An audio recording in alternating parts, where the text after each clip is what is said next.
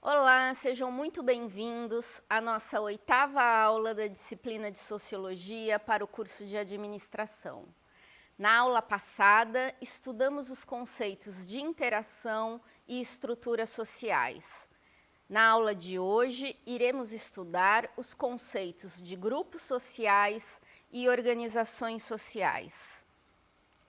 Por definição, os grupos sociais são constituídos por pessoas que definem como seus membros interagem frequentemente de acordo com determinados padrões, esperam certos comportamentos dos outros membros que não esperam de outras pessoas e são definidas tanto pelos membros do grupo como por não membros como pertencentes a um grupo com base em características comuns. A interação que se dá entre os membros do grupo pode ser pessoal e íntima, como a que ocorre numa família, ou interpessoal e distante, como a que ocorre entre os dirigentes e os colaboradores de uma grande corporação. Ou seja, um grupo é qualquer quantidade de pessoas com normas, valores e expectativas similares que interagem umas com as outras regularmente. As agremiações estudantis, as companhias de dança, as associações de bairros, os clubes de xadrez são considerados exemplos de grupos. Categorias sociais e agregados sociais são um conjunto de pessoas que compartilham características comuns, como a dos advogados, a dos futebolistas, a dos católicos, a dos fumantes. As pessoas que formam uma categoria não precisam estar próximas fisicamente nem manifestar algum tipo de interação. A definição de grupo social não inclui o conjunto de pessoas conhecidas como agregados sociais. As multidões também não constituem grupos sociais, já que tendem a ser efêmeras e não têm regras nem controles formais. Mas é importante ressaltar que muitos desses agregados podem ser considerados grupos em potencial. Os grupos sociais podem ser classificados a partir de diferentes elementos. São eles: os tipos de grupos, o tamanho dos grupos, a conformidade no grupo e a liderança no grupo. Os grupos primários são assim denominados porque são fundamentais para a existência das pessoas e da sociedade. São grupos pequenos, duradouros, íntimos e não especializados. As pessoas se apegam fortemente a esses grupos primários, pois eles atendem a muitas das nossas necessidades básicas. Seus membros interessam-se um pelos outros enquanto pessoas, realizam atividades em comum, conversam afetuosamente e satisfazem a necessidade de companhia humana íntima. É desses grupos que as pessoas recebem as primeiras socializações, tornando-se, consequentemente, os responsáveis pela transmissão das qualidades que tornam os indivíduos seres humanos, tais como a linguagem e a consciência. A família, o grupo de brinquedos, o conjunto de amigos íntimos e a vizinhança são exemplos de grupos primários. Os grupos secundários se caracterizam por contatos interpessoais, passageiros, segmentários e especializados. Seus membros não se interessam um pelos outros enquanto pessoas, mas sim como indivíduos capazes de satisfazer necessidades específicas. as qualidades pessoais não são reconhecidas como importantes nesses grupos. Interessam apenas aquelas requeridas para o desempenho de um determinado papel. Exemplos de grupos secundários são constituídos por pessoas que têm negócios em comum, como por sindicatos profissionais, por clubes recreativos e etc. Nas sociedades modernas, esses grupos vêm se tornando cada vez mais numerosos e mais especializados e alimentando sua importância no desenvolvimento das atividades de lazer, educacionais e religiosas. Os grupos de referência existem grupos dos quais não participamos, mas que nos são importantes como modelos. Por exemplo, são as referências da alta sociedade em relação à moda, são importantes para quem pretende ascender socialmente. O modo de vida dos artistas de novela interessa as pessoas que almejam a carreira de ator. Todos esses grupos a que nos referimos quando expressamos julgamentos são designados grupos de referência.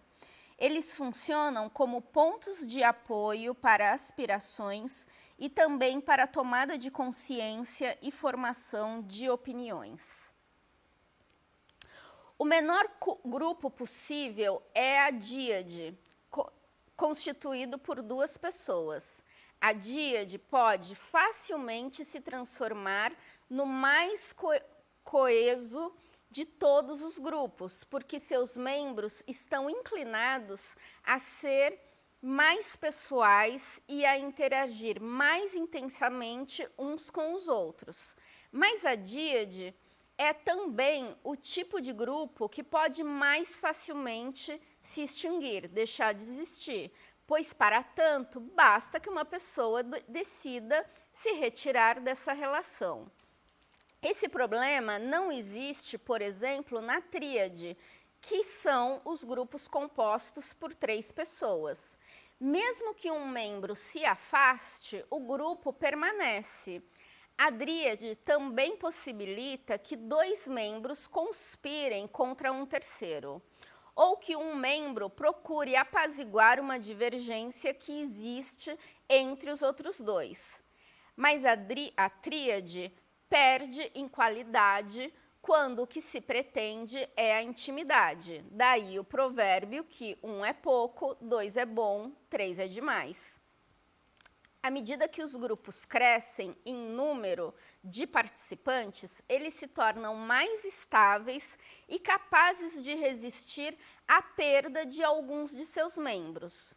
Mas verifica-se nesses casos a tendência à redução da interação pessoal, que só é possível nos grupos menores.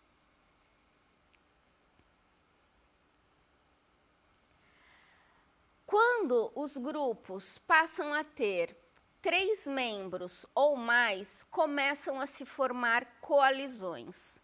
Uma coalizão é uma aliança temporária ou permanente voltada para um objetivo comum. As coalizões podem ter uma base ampla ou restrita e ter em vista vários objetivos. Os grupos mais extensos baseiam-se mais em normas e regulamentos do que em relacionamentos pessoais.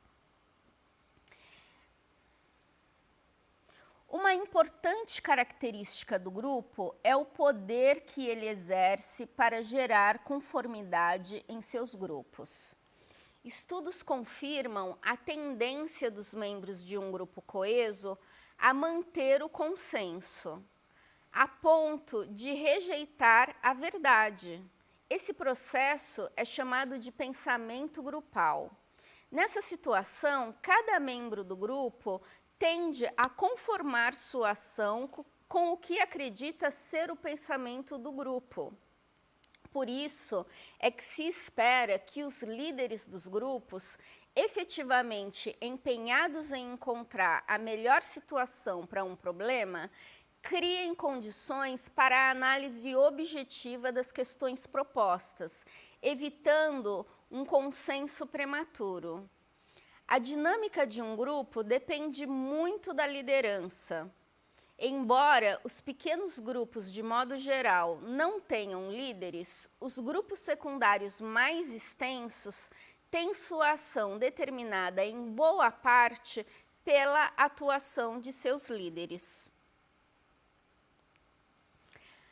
A liderança que se verifica nos grupos pode ser de dois tipos: a liderança instrumental, que é a que enfatiza a execução de tarefas e que possui líderes instrumentais que se preocupam prioritariamente com o alcance de objetivos. E a liderança expressiva, que é a que se volta para o bem-estar de seus membros e seus líderes expressivos esforçam-se no sentido de elevar o moral dos participantes e minimizar as tensões e conflitos verificados no seu interior. À medida que o número de membros de um grupo vai se tornando maior, estes passam a ter mais dificuldades para solucionar seus problemas informalmente. Visando manter suas normas e padrões, os grupos geralmente as formalizam suas regras para que os membros entendam com clareza o que se pretende deles. E assim, esses grupos tendem a se tornar organizações formais.